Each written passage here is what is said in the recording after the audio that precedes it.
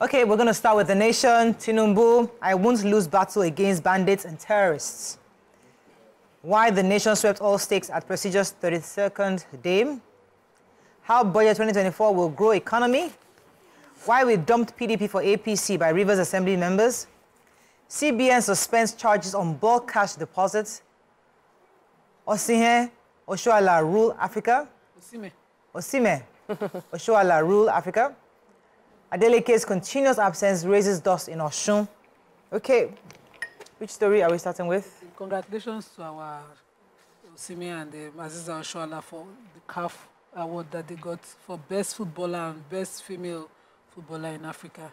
But I have the Mambila Power Project in the nation. So the Minister for Power, Adelabu Adebayo, was explaining before the House Committee on Power, and he was explaining why there was no provisions for the Mambila Power Project in the 2024 budget. He said this is, of course, because they are under litigation right now. The Sunrise Power Transmission Company Limited had on October 10th, 2017, sued the federal government at the International Court of Arbitration administered by the International Chamber of Commerce in Paris, France, for breach of contract over the 2003 agreement to construct 3,050 megawatt plant in Mambila, Taraba State on a build and operate transfer basis for $6 billion. And they're still presently in court. And it says, based on that, it cannot be deliberated upon. But the Zungeru hydropower project, which is expected to generate 700 megawatts of electricity, will be ready. He said it is 99.8% ready.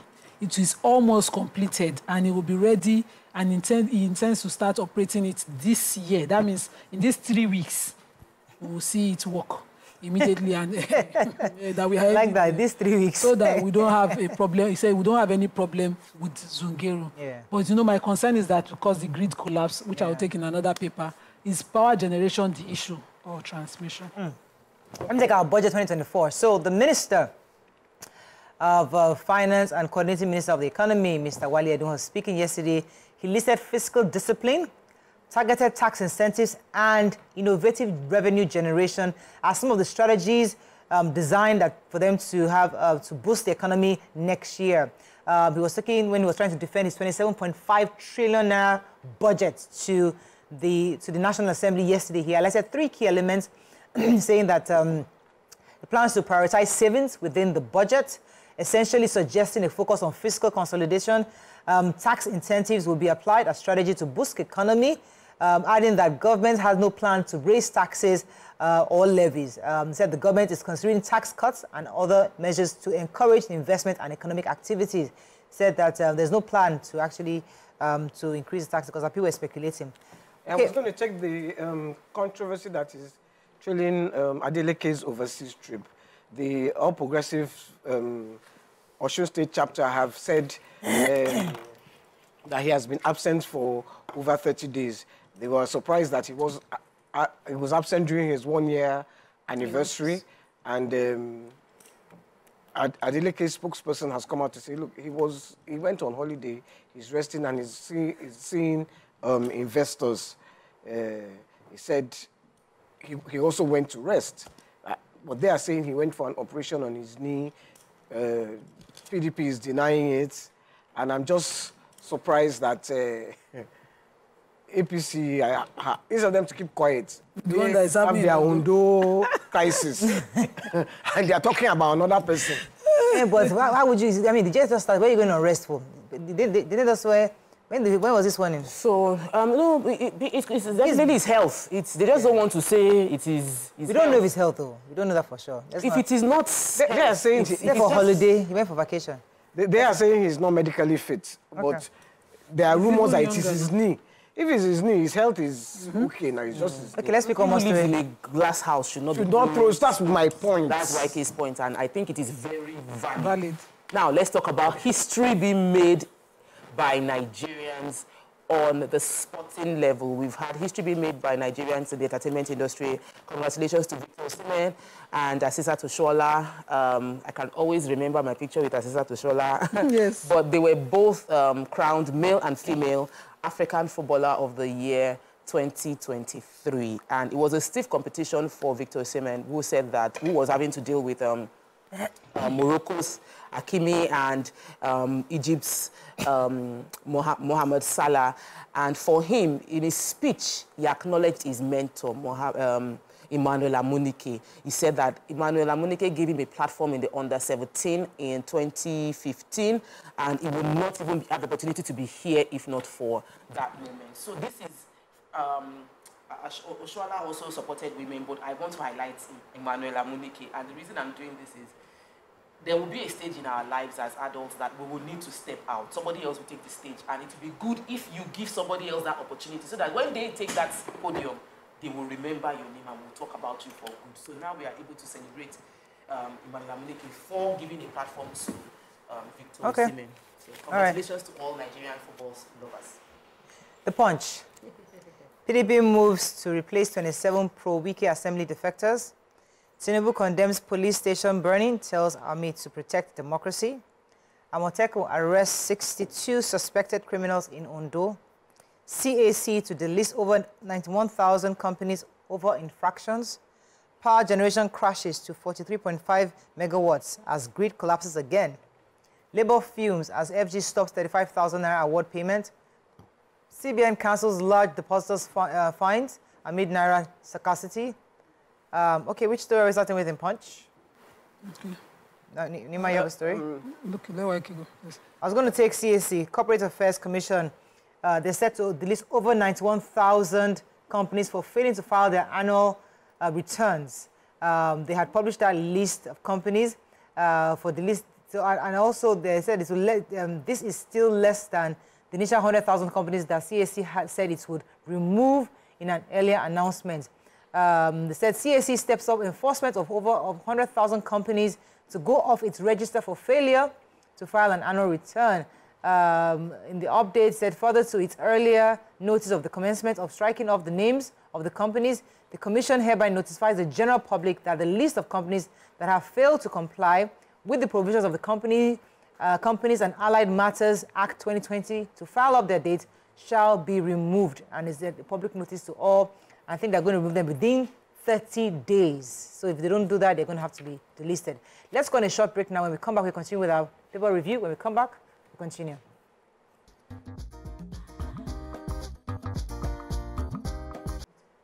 Thanks for staying with us. We're still reviewing Punch.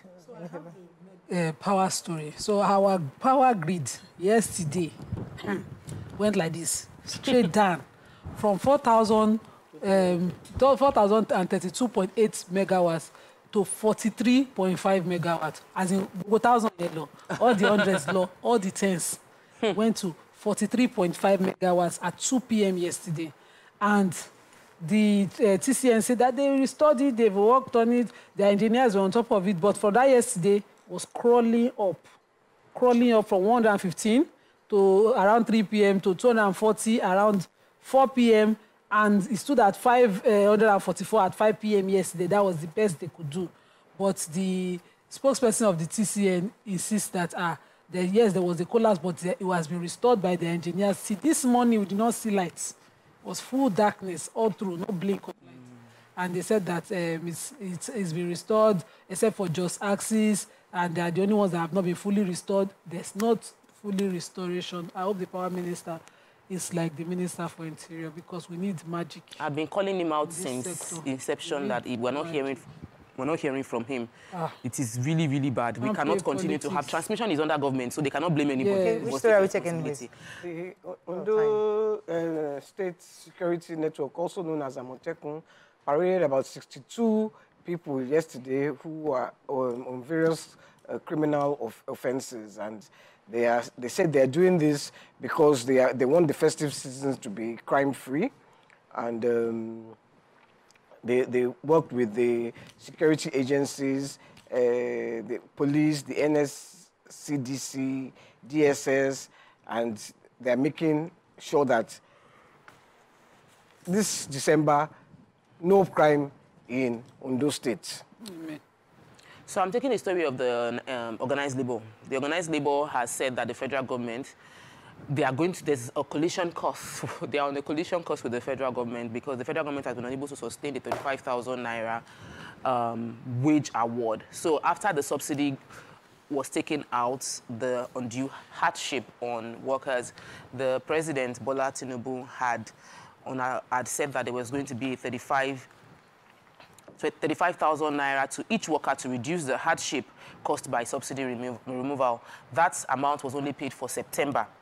Findings from, based on the correspondence, got the information that apart from September, it wasn't paid since then, and the wage award is why the organized labor is now on a collision course with the federal government. The civil servants have complained based on Punch reports. They said that everything that they've heard is true. The government paid once. They promised that it will not go on strike on the agreement that this 35,000 will be paid on everybody's salary, but they only got paid once, and that they are hoping the government would lean in and fulfill their part of the agreement. Now, I don't want the government to wait until labor threatens strike or anything. If we agree to something, we should do it, because we can see money is being spent on other things. We can see money going to other areas. Let's pay people that need this money desperately, especially in this season. Okay, so moving on now to Daily Sun. Tunumbiri, victims of bombing error get justice, says Sultan. 5,000 jobs lost as PZ, GSK, PNG, others exit Nigeria. The sun shines at Diamond Awards.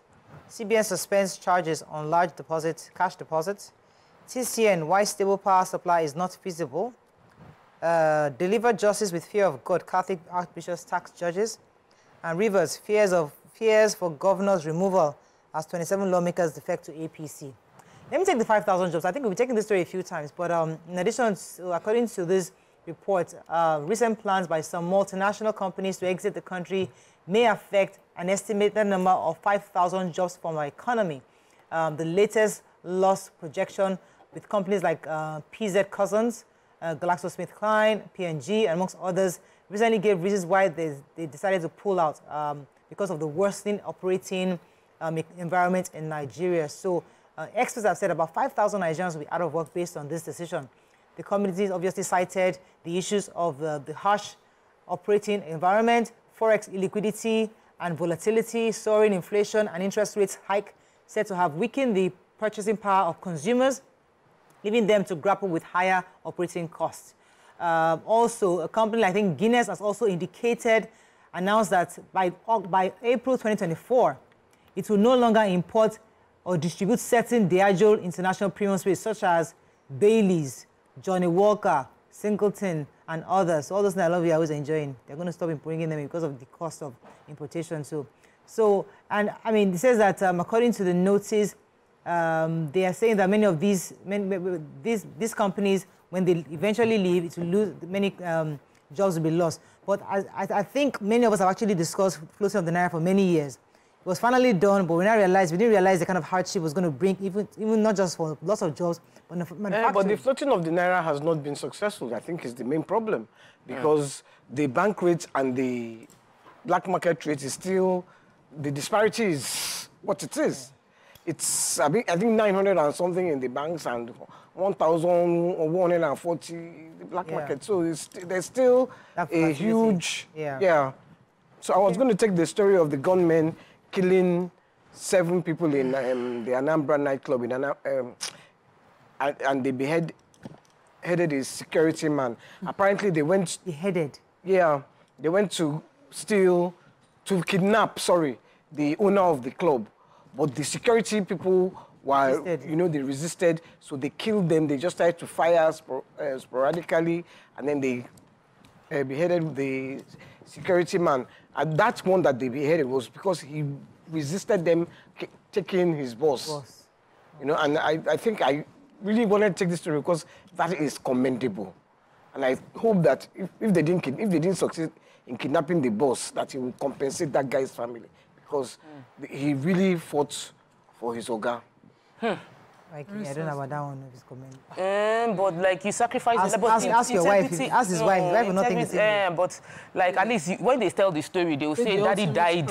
He died. I hope that the person that he paid that price for knows the value of life. Exactly. Yes. That's what I'm saying. That's what I'm saying, you know, because they were there just having fun when these people just entered to kidnap. Okay.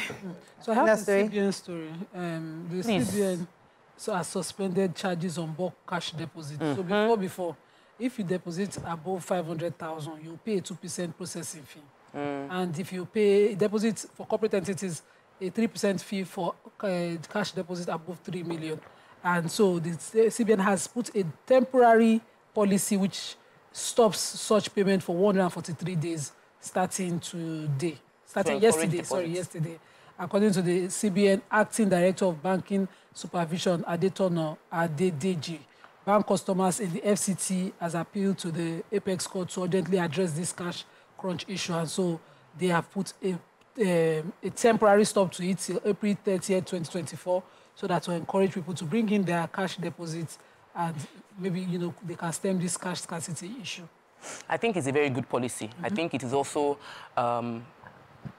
it's a good move at the right time. Like, this is government responding to the crisis of the people. Because I had to pay when our spray money was going to be deposited, and I didn't like it. And it's important that we make it. I want to take the story about the justices. So the 50th anniversary of, no, not anniversary. Yeah, it's anniversary. 50th anniversary of Federal High Court judges took place at the Trinity Catholic Church in Maitama, Abuja yesterday. And the Archbishop of the Catholic Diocese of Abuja, Ignatius Kaigama, has urged the judges in the country to deliver justice with fear of God. He explained, he was represented by Christopher Nobi. That's the judicial vicar for the Catholic Church in Abuja. And they're just urging judges that that's the hope of the people. Yes, that the justice system is the hope of the hopeless, and it's an opportunity to strengthen the weak in the society. And it is the responsibility of the judges to give hope. So they said they should deliver the justice with the fear of God. They shouldn't be bought, and that everything the judges do, they as judges would answer before God at the final day. And basically that's just it, and congratulated them for the new appointees, and we're hoping for the same as well. We are joining the Catholic archbishops to tell the justices to please deliver justice with the fear of God and with speed. Okay, Vanguard banks ration cash as Naira scarcity worsens. North Muslim presents PDP candidate in 2027, says Bode Judge. Rivers defection, PDP LP kick as APC welcomes 27 lawmakers. Energy security, households bemoan as LPG price rises 23% to 12,000 naira. Insecurity, I won't lose battle to keep Nigeria secure, says Tinubu. Ondo impasse, Tinubu summons Deputy Governor Speaker to Aso Villa. FG to return 27.5 trillion naira appropriation bill to National Assembly for increase. Judges must leave above suspicion. Okay, which story? Vanguard? I have the Tinubu wades into the Ondo impasse. According to a source that the Vanguard did not disclose, the president has summoned the deputy governor of Ondo State, Lucky Aiyedatiwa, and the speaker of the State House of Assembly, Olamide Oladiji, and others to Abuja, of course, again, because of the crisis rocking in the state. And they said that hopefully by the time they come back, the issues that, you know, took them to Abuja would have been resolved. The source insists that a lasting solution to the political logjam occasioned by the absence of Governor Akeredolu to his medical issue would have been resolved. So I just wanted to refer to that, because also in the same story, Sowore is going to Ondo State to go and protest. And the Campaign for Democracy group are insisting that they would bring the people diverting funds and, faking the signature of the governor. So a lot of issues are still there. Okay, so the president yesterday vowed that the battle to keep Nigeria secured was one battle he would not lose. He spoke yesterday at the Chief of Army Staff annual conference in Maiduguri. He said he has no intention of relenting or resting on his laurels in securing Nigeria, adding that he would win the battle to keep Nigeria safe. He said that the professional conduct of the armed forces during the elections in Bayelsa, Imo, Kogi states underscores their role as guardians of our nation and our constitution and democracy precepts. In this regard, the Nigerian army must remain completely non-partisan, but vigilantly pro-democracy. We also note that great satisfaction. He also noted the great satisfaction, the many civilian military projects across the country, some of which will be commissioned during the conference. All right. So, the Minister for Humanitarian Affairs and Poverty Alleviation, Eto'o, had a story inside the papers, explained that the federal government is committed to building 1 million houses for internally displaced and vulnerable citizens at the cost of 3 million naira each. The minister also mentioned that the government would commit 30% of the funds, while the communities and development partners would provide 70%, and the initiative would provide permanent, said the 1 million household is a target. 1 million household, to an average of 5 million.